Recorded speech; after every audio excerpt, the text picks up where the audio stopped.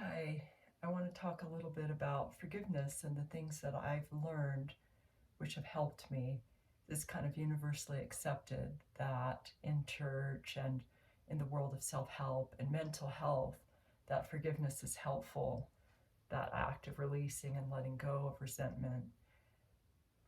And yet sometimes the steps of how to do it or the details surrounding it kind of get clouded. And I found that there were certain things that once I clarified them really helped me, and I wanted to kind of share that process. The first thing is being clear that there is something to forgive. In my life, I've been accused of being unforgiving, and it was confusing to me when the person hadn't acknowledged that they had done anything that needed to be forgiven. It kind of felt like I was supposed to have given them a pass or have called what they did good. When there's not a clear acknowledgement of wrongdoing, it's not forgiveness. So just like the first step of repentance is acknowledgement of wrongdoing, the first step of forgiveness is having clear in our minds that somebody has trespassed in some way or has an unfulfilled debt.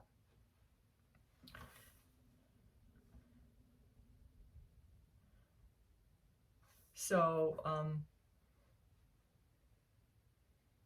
I see things to forgive kind of falling into two categories.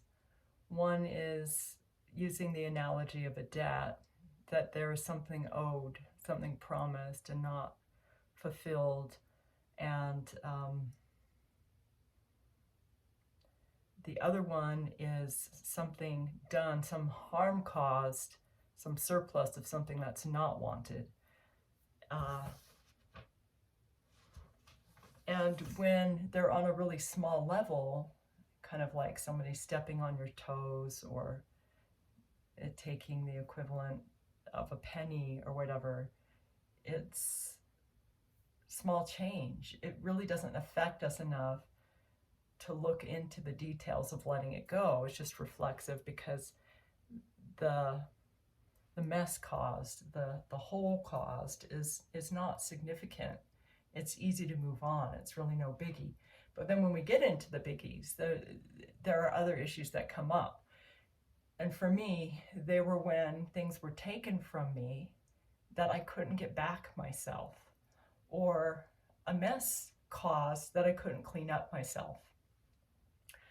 And then with that, there's this idea that we grow up with, that a place for everything and everything in its place. It's like, where is the place for this garbage? When you harm somebody, there's a mess. Depending on the scale, there can be a huge mess caused. And this idea of just letting it go and kind of just releasing it into the atmosphere, it kind of feels like littering or kind of clogging up the environment that you're continuing to share with other people. And it just feels like a recipe for recontamination. So it wasn't until I heard a parable by Boyd K. Packer that I started to get some clarity on these things. And in the parable, somebody has incurred a debt foolishly and then is unable to pay it.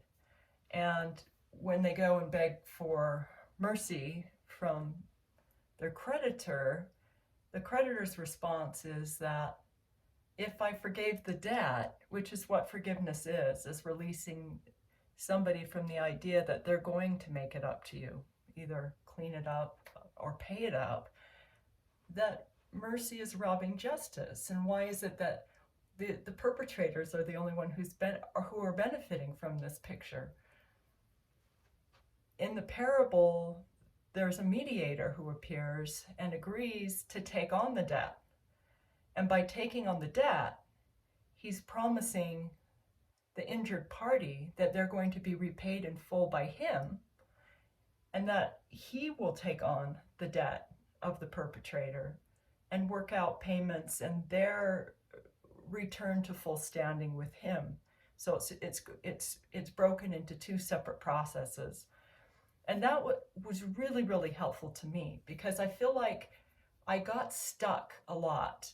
And this is the idea where blame comes in too, because in the law, when somebody harms, there's a fault, there's a responsibility designated, there's an obligation. And it's easy to look at the person who took from me or gave me harm and get kind of fixated there as like, you caused the problem, you need to fix it. That's the fair thing.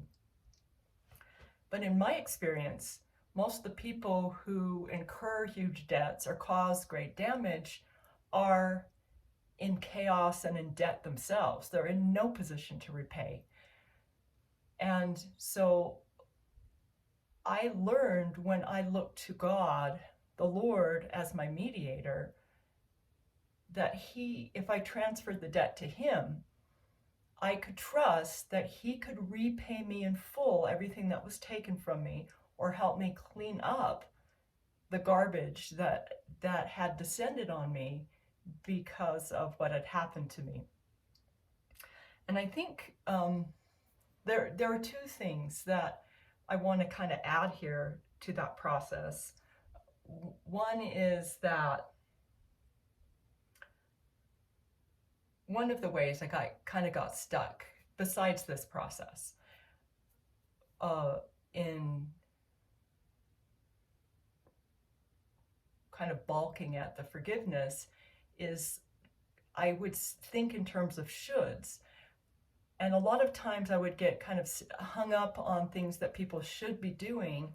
And I thought it's kind of like assuming they had cash in their pocket.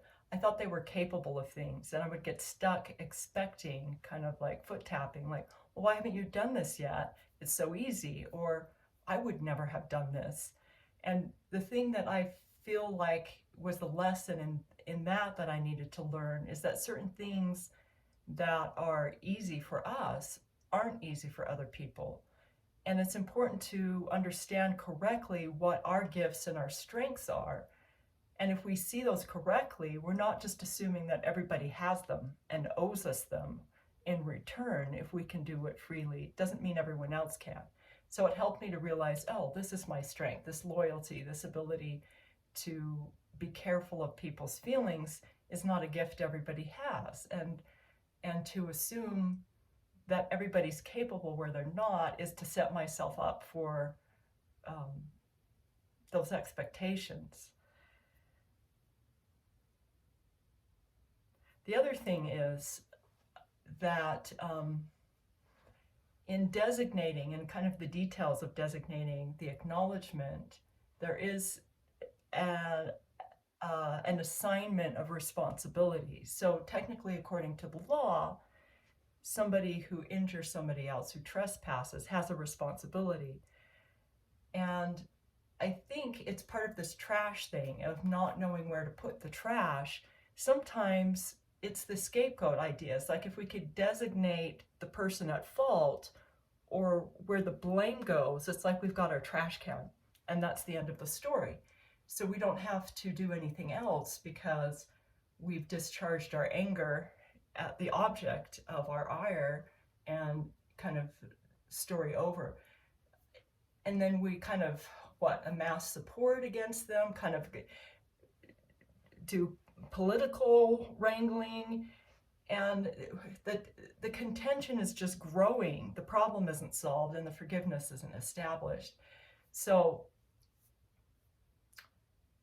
and I've been on the receiving end of being designated as a scapegoat, and it's very condemning, it's very damning. There's no growth, there's no progress.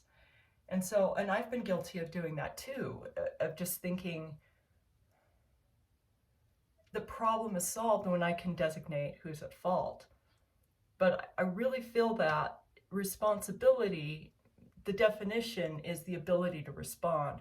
And so I feel like part of my responsibility is to keep cleaning up, taking it to the Lord and seeing what I can do, because I'm getting more and more empowered. Because I think it can sometimes be easy to stay in this position of saying I'm helpless and it's their fault, where going to the Lord is saying, well, I'm stuck, but there's a source of help, and I can go to that source of help and get a solution, which might require more courage and more action from me than I wanted to do. And it's kind of inconvenient to be pricked into this, but this is, after all, why we're here, to grow and to have the inducement, the trial, which induces us to approach the Lord and to grow, is actually a blessing. So yeah, I think that's it. And if you have any thoughts about this, I'd love to hear what you're thinking or what's been helpful to you.